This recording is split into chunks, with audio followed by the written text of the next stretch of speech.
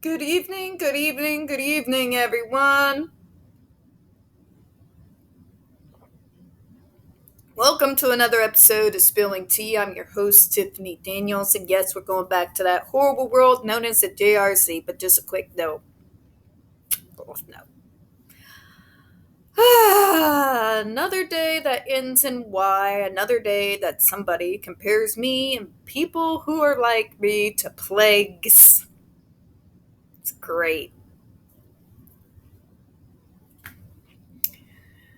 One of the most annoying things about the neurotypical world is their never-ending freakout about autism numbers, in which they constantly compare us to an epidemic. You would think after 2020 they would have got a little bit of clarity of what an epidemic actually is. Massive illness, mass deaths. Autism doesn't kill anyone. Ableism and rampant DV throughout the entirety of the disabled community that nobody seems to be willing to have a conversation about will kill us. But my autism diagnosis is not going to kill me. It's not going to kill the thousands upon millions of others who share my diagnosis. Nor is it rampantly, suddenly, out of left field, nowhere, all of a sudden the numbers are getting raked up. Let me repeat this again for the 50 billionth time. Okay? The first spike in numbers you noticed about autism came mid-90s, after the release of the DSM-4, in which case the diagnosis that has been called Asperger's syndrome was first introduced.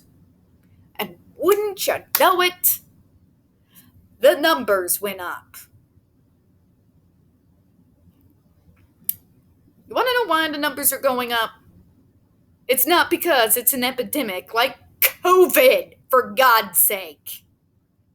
It's because as we become more and more aware of the different nuances within the autism diagnosis and the different ways it affects each and every single individual, those of us who have it, as that increase in awareness continues, more individuals who previously wouldn't have been diagnosed and called eclectic and written off as lost causes are getting properly diagnosed for the first time. By the way, Autism Mommy TM, that doesn't mean I'm sucking precious resources away from your kids. Have you seen what adult services look like lately? They're non existent. I lost my services in 2008 in my early 20s during a time period I needed them the most. I probably would have not made the stupid, trigger warning, I'm going to curse here, dumbass decisions that landed me in far more hell than I care to go over in this channel, had I still been able to continue those services into my adulthood. Okay? Alright? It's not an epidemic.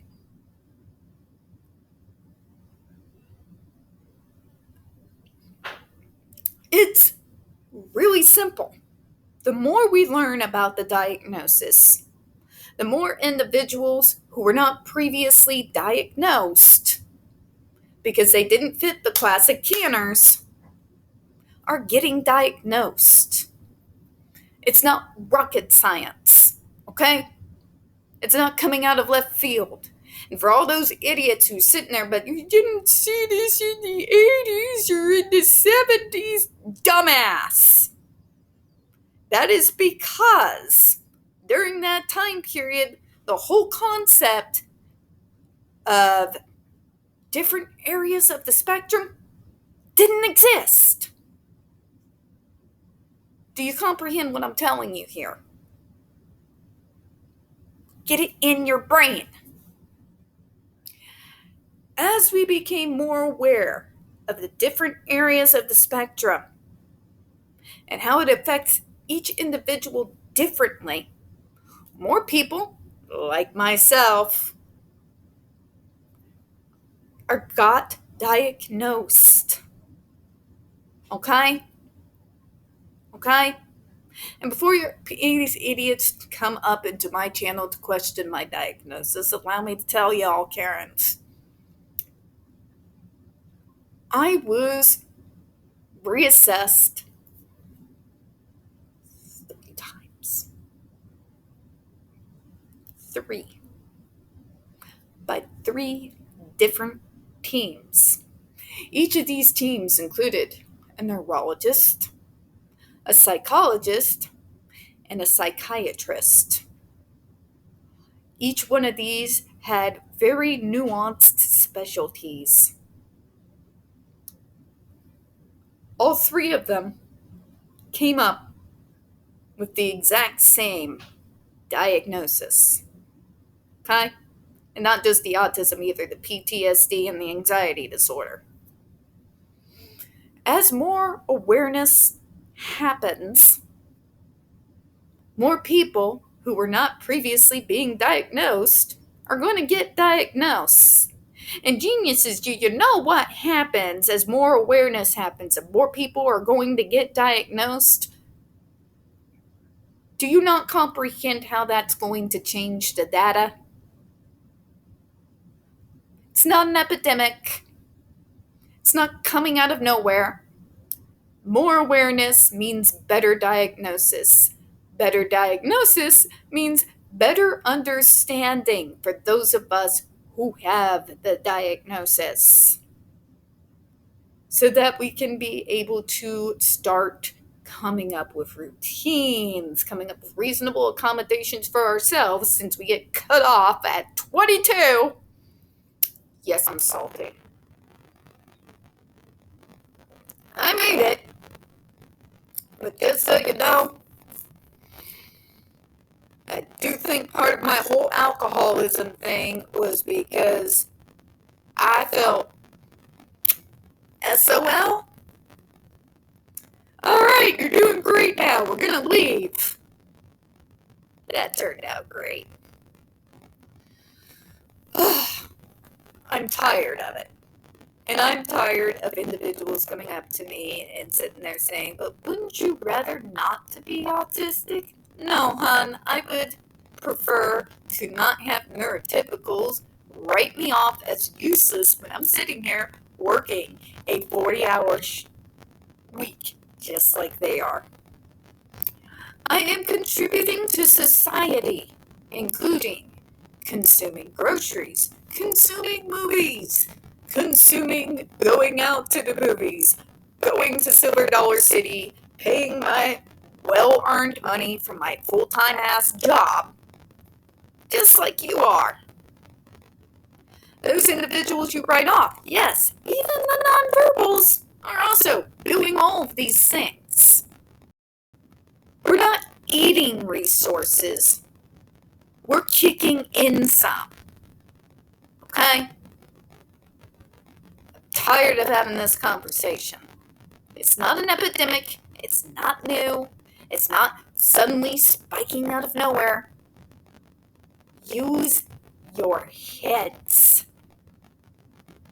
To the disclaimers. Jesus Christ.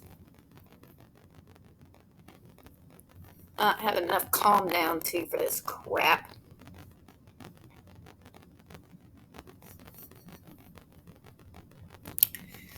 In the description box, you can find a link to the article that the Judge Rotenberg Educational Center doesn't want you to read. It's written by NeuroClastic, a small non-for-profit started by autistics for autistics, wherein they interviewed and surveyed over 900 ABA professionals in regards to the JRC's so-called behavior modification program. Matter of fact, the JRC doesn't want you to read this article so much that they've threatened NeuroClastic with a defamation lawsuit if they did not remove it from the website. Well, folks, NeuroClastic has refused, so you know the drill. Please read that article and share it on all your social media. Also included in there is Autistic Hoya's Public statement regards to the defamation lawsuit threat, as well as a link to their GoFundMe. We are crowdfunding in case the JRC actually sees through with their threat. Also included in there is the Ozarks' first article in regards to Agape Boarding School, now known as Stone for Help Boarding School, a so-called Christian-themed boarding school based out of Stockton, Missouri that takes in so-called troubled male teens that has impending over 21 civil lawsuits, claims, and allegations leveled against it, all which have been substantiated by the Missouri Department of Social Services, and they include the following: sodomy, rape, sexual assault, child abuse, psychological and emotional abuse, child trafficking, starvation, and that's just for starters. You have one former staff member arrested by the FBI, another a doctor still on the premises with full access to the boys up on multiple substantiated claims of sodomy, rape, and sexual assault with the boys there. You've got an attorney general too busy chasing after, lying about, and badly photoshopping drag queens, and trying and failing to defund public libraries to actually, do his job and protect the kids of this state. And our governor is so far up Trump's, trigger warning, I'm going to curse, he's so far up Trump's ass, he doesn't know which way is up, which way is down, and I'm pretty sure he forgot his name and he's lost his horse. So send help, read that article, share it on all your social media. Got the other pertinent links to the Stop the Shocks campaign as well, including Autistic Hoya's massive archive on the subject, Jennifer Masumba's behavioral sheet of shockable offenses, a clip out of the 7-hour ordeal undergone by Andre McCollins back in 2002, the templates, and the ever-present self-explanatory Change.org Shut the Judge Rotenberg Center Down petition. When we discuss the JRC, you're going to hear vivid descriptions of and catch clips or surveillance footage of people with disabilities being tortured and abused. If you got young children present, folks, please go ahead and use your headphones, all right?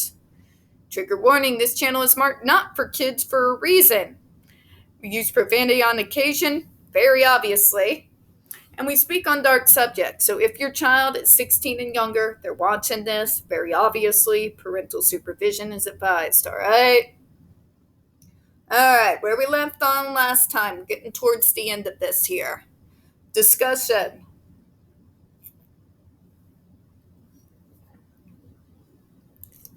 Although initial intent of the interview protocol was to focus primarily on the educational and behavioral history that led to the placement at the facility, we found that all our mothers were most interested in talking about the coercion they felt in the treatment of their children while in the facility. Who the hell could blame them?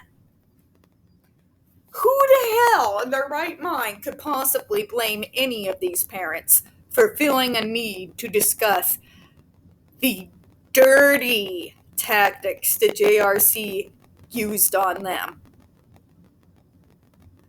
I think they wanted to get a warning out there to the rest of these parents who are getting ready to drink this insane asylum Kool-Aid. Because that's how they run it as, folks. Like one from the 1800s with the mad scientist doctors experimenting on our ass. Sorry, I'm feisty today. This is what feisty actually looks like, you know? Get pissed off, get a little mouthy. It's not being an abusive... Okay, I'm not going there. Not going there. It's been a day.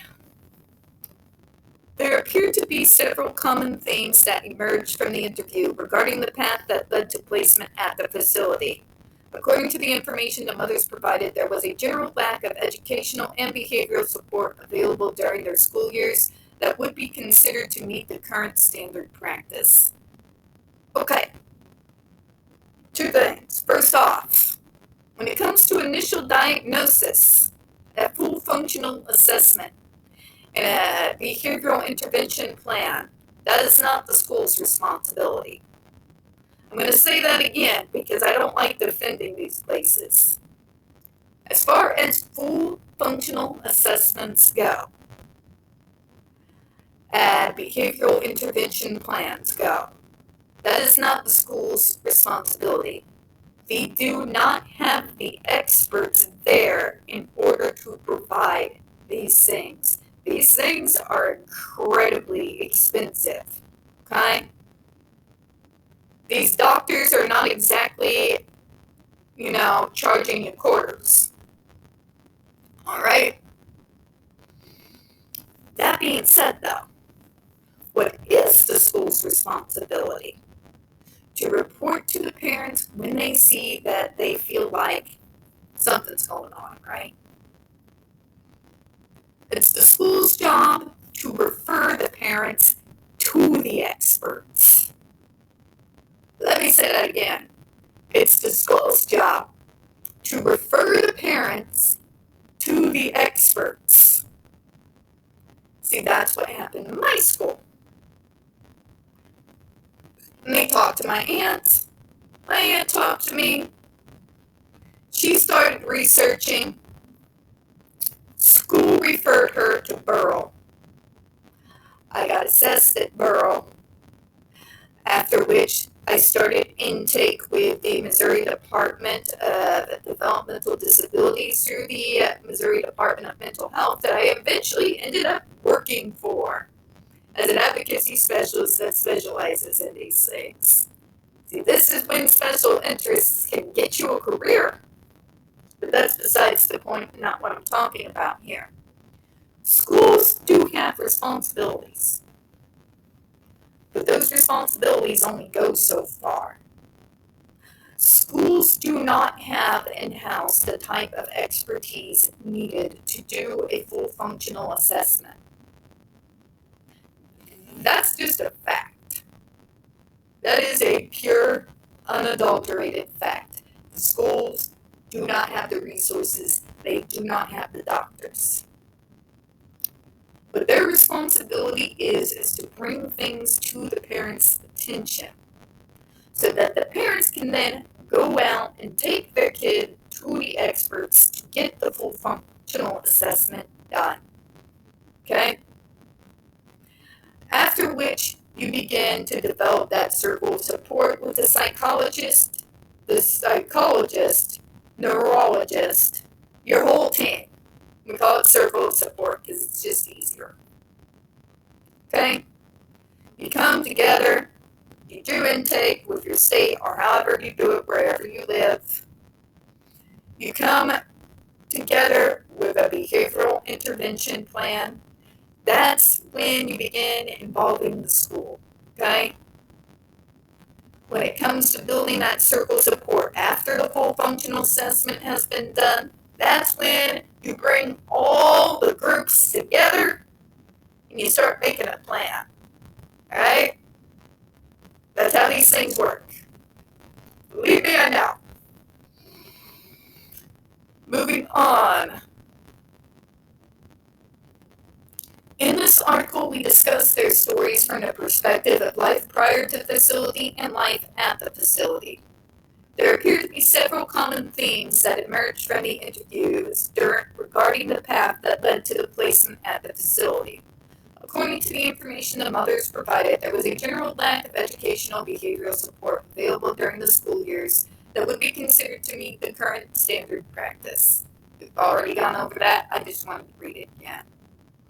This was especially evident in the areas of parent participation and FBA. Again, teachers, refer your parents to the proper professionals. It should really go without saying. It's only when that happens can you get the experts in to do a real full functional behavioral assessment. Alright? If you've got no baseline, you're paying Russian roulette.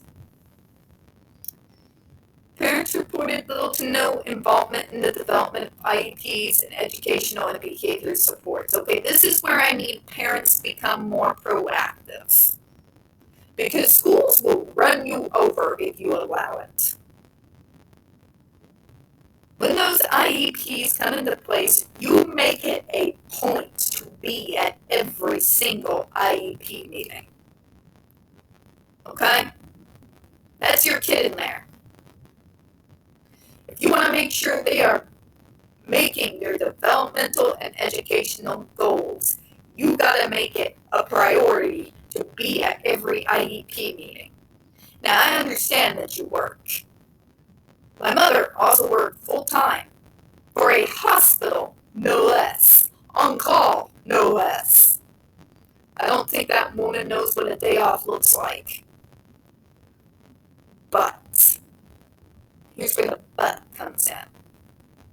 You want to know who came to every single IEP meeting? Every single month? Starting from second grade all the way till graduation day? That'd be my mama. Every meeting. Every meeting. You can't rely on the schools to reach out to you in order to participate. You kind of gotta force yourself in on there. Okay? You make sure that the school notifies you. My mom made it a point that they notified her by letter several days ahead of an IEP meeting so that she could work with her boss and make sure that she could be there. Schools are actually obligated to do that. Nowadays they have email, so there's really no excuse. You can't expect for the schools to do all the reaching out. Okay? You gotta make it a point. Okay? Hear me on this. That is the part that is your responsibility as a parent. Moving on. Furthermore, parents felt marginalized. They felt that their participation was discouraged and that they would be retaliated against if they attempt to advocate for their children. Again, you can't let these folks intimidate you. That is your kid. Okay?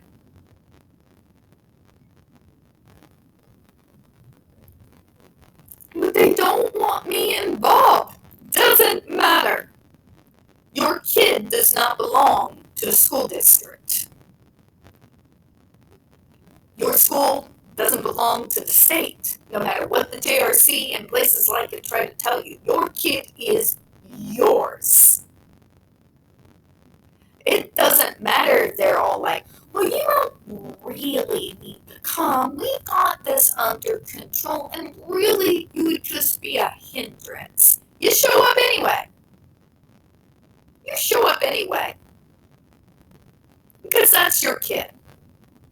It's not the school's kid. It's not the school district's kid. It's not the state's kid. That's your kid. So whether they try to discourage you or intimidate you or not, you are the parent.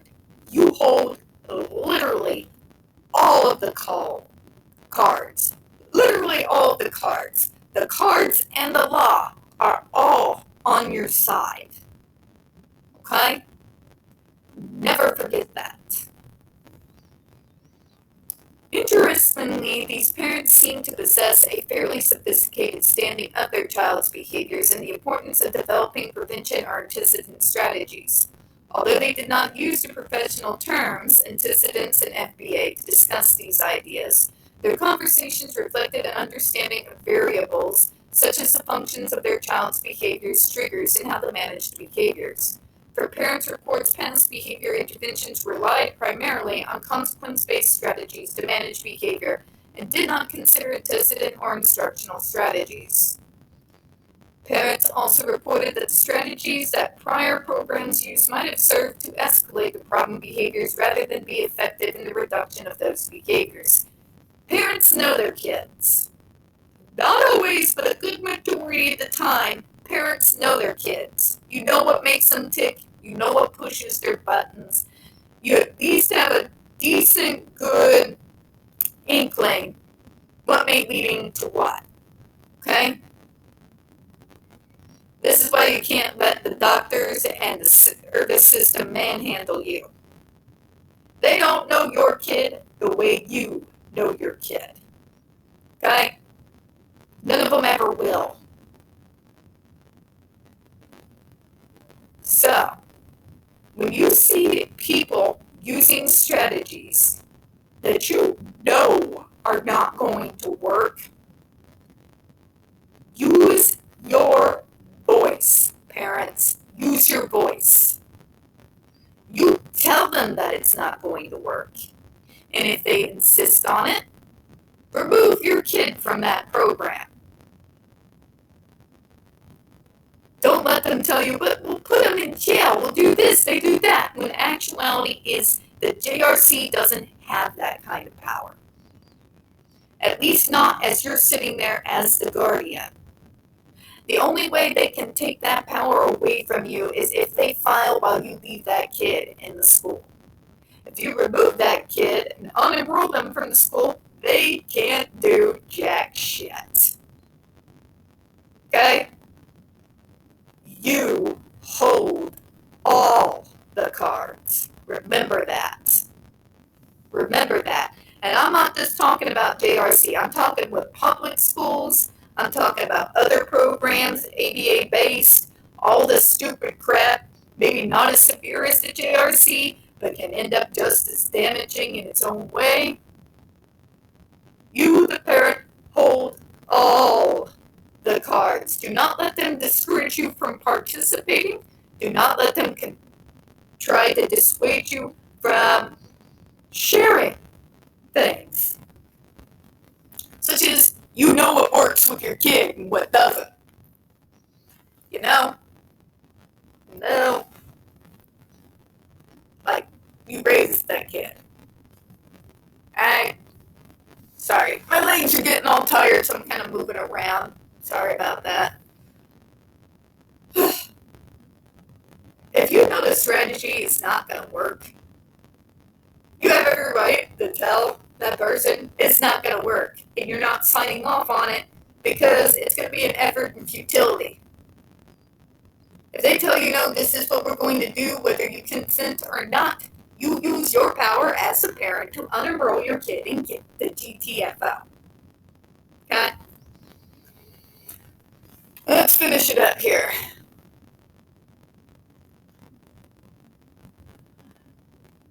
Bambara 2005 suggests behavioral interventions not based on a functional assessment frequently result in failure for the students with behavior problems. No shit, Sherlock! You're up shit creek without a paddle. You've got no baseline. You've got literally zip, nada, nothing to build a plan off of. You're flying blind in a blizzard. Okay? It is fundamental. These are the ABCs, folks. These are basics here. If you do not get that baseline, what are you developing a plan on? You're literally just pulling crap out of the air and throwing it at the wall and hoping it sticks. Okay? It's like the kamikaze behavioral intervention. Yeah, I like that term. Kamikaze behavioral intervention. Okay? It's doomed to failure because it's based off of nothing. Alright? Nothing but preconceived ideas that more than likely do not fit your child whatsoever, I might add. I know, because I had to deal with that crap. I've had several teams and circles of support over the years, and every single time you get a new team, you have to explain the basic rules. But have you tried this? Yes, Karen. Have you tried this? Yes, Karen, it didn't work. But have you tried this and this, Karen? I have found a system that works. Do not fuck with the system. Excuse me for all my cursing tonight. I apologize. I'm a little hot-blooded today. Alright, moving on. Our findings reflect a reliance on prior programs or non-functional approaches with no evidence of functional-based supports. But I tell you, we're based it off of our very loose understanding of what your diagnosis is. This person, it's got to help you. It's not how diagnoses work, because every individual who's diagnosed with something is a individual, their own human being. We're different as night and day from one another. Some autistics cannot carry a full-on conversation and be able to focus while there's blaring music. I find blaring music actually helps me focus, which is why I have my music playing all day, 8 hours a day when I'm on the phones. Also acts as a calming agent. Whereas most autistics, I don't mean to say most, there are some out there that need dead silence. Okay? Duh is very heavily implied here. As suggested by Cooper at 2007, interventions develop before understanding of the behavior can be inefficient, ineffective, and even harmful, and lead caregivers to resort to increasingly intrusive strategies. Again, duh. And we're going to kind of stop here. The reason why nothing worked is because what they were trying to do was based off nothing. There was no baseline. There was no full functional behavioral assessment done. They're operating off of their preconceived ideas of what the diagnosis is. They don't even get the motivations right. Because remember, they think we're manipulating people. Jesus.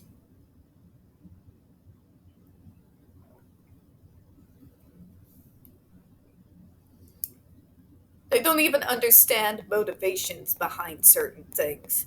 They just make general assumptions, which is pretty much always wrong. Not just sometimes wrong, not just most of the time wrong, every time wrong. Every time wrong. And therefore, what they develop based off their preconceived ideas, which are always wrong, do absolutely nothing to help. Because once again, they're based on nothing. We're going to go ahead and close on that. We don't get very many views on this channel. The few that we do get tend to get removed from time to time. So please don't forget to hit the like button, hit subscribe, and don't forget to hit comments. I do appreciate your time, folks, and as always, we here at Spilling Tea hope you have a good one. I'm going to go watch Foamy and pass out. You can tell this is one of the nights I'm done with humanity.